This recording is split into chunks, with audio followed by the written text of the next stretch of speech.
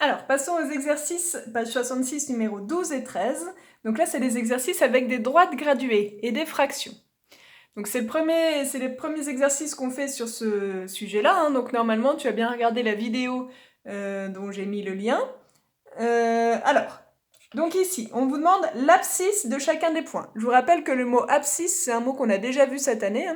C'est le nombre qui correspond à la lettre, au point, sur une droite graduée. On va voir aussi comment on l'écrit pour se souvenir. Alors ici, on a donc 3 points A, B, C. Il faut donc donner l'abscisse et ce sera à l'aide d'une fraction. Alors je vous rappelle ce qui vous est expliqué dans la vidéo. Pour trouver les abscisses dans ces cas-là, il faut regarder une unité. Alors une unité, c'est par exemple entre 0 et 1. Ça, c'est une unité. On pourrait regarder aussi entre 1 et 2, ça ne change rien, mais en général, on regarde entre 0 et 1. Et on regarde cette unité en combien de morceaux elle est coupée. Regardez bien ici, entre 0 et 1, on a 3 morceaux. Puisqu'ici, les morceaux, ça correspond au carreau. On a 3 morceaux pour faire une unité. Ça nous donne le dénominateur de la fraction, c'est-à-dire le nombre qu'on écrit en bas. Donc ce sera sur 3. Ce sera donc des tiers. Et maintenant, on n'a plus qu'à compter pour voir les lettres. On compte jusqu'à ce qu'on arrive à la lettre. Donc on part de 0. Le A, c'est facile, on n'avance que de 1 carreau. Et donc on a vu, comme c'est coupé en 3, ce sont des tiers. Donc là, on est à 1 tiers. On sera à 2 tiers ici, puis 3 tiers pour 1. C'est normal, 3 tiers, 3 sur 3, ça fait 1. 4 tiers, 5 tiers, etc. Bon, donc le point A, on a trouvé son abscisse, c'était 1 tiers, 1 sur 3. Alors pour rappel, au niveau des notations, il y a 2 notations possibles. La plupart du temps, on met A, parenthèse, 1 tiers. Ça, c'est la notation qu'on utilise le plus souvent. Ou une deuxième notation qu'on avait vue, ça c'est dans le chapitre 2, il me semble. XA, donc ça veut dire l'abscisse du point A. Donc vous vous souvenez, c'est un X minuscule et le A, il est un petit peu en dessous de la ligne. Égale 1 tiers. Bon, vous choisissez la notation que vous préférez, peu importe, mais c'est l'une ou l'autre. Attention à ne pas écrire, ça c'est l'erreur classique, on n'écrit pas A égale 1 tiers. Ça, c'est pas la bonne notation. Donc c'est vraiment A parenthèse 1 tiers, là il n'y a pas de égal, ou XA égale 1 tiers. Bon, je vais aller un petit peu plus vite pour les autres, puisqu'on a compris que c'était des tiers, c'est toujours coupé en 3 les unités. Donc 1 tiers, 2 tiers, 3 tiers, on continue à compter, 4 tiers, 5 tiers pour le point B. Donc on peut mettre B, parenthèse, 5 tiers. Ou XB égale 5 tiers, je ne vais pas remettre les deux à chaque fois.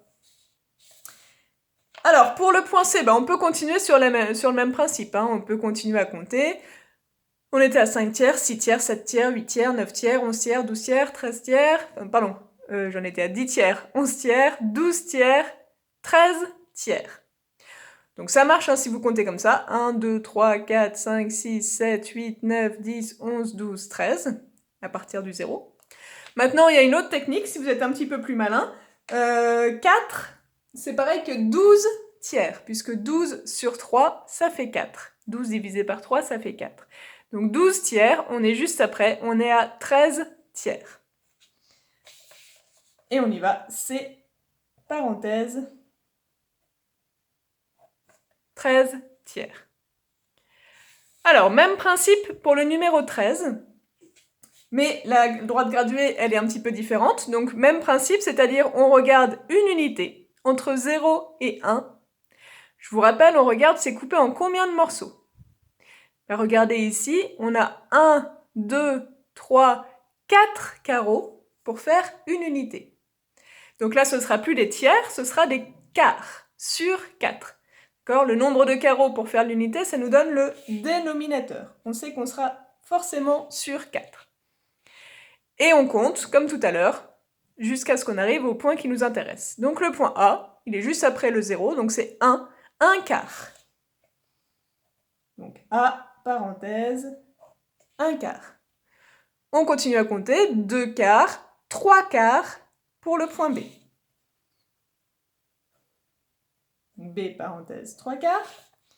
Le point C, il est un petit peu plus loin, donc on peut continuer à compter. 3/4, 4/4 pour faire 1, 5/4, 6/4, 7/4, 8/4, 9/4. Même chose, vous pouvez aussi, plutôt que de recompter depuis le début, compter à partir du 2 si vous êtes capable de vous dire que 2 c'est pareil que 8/4.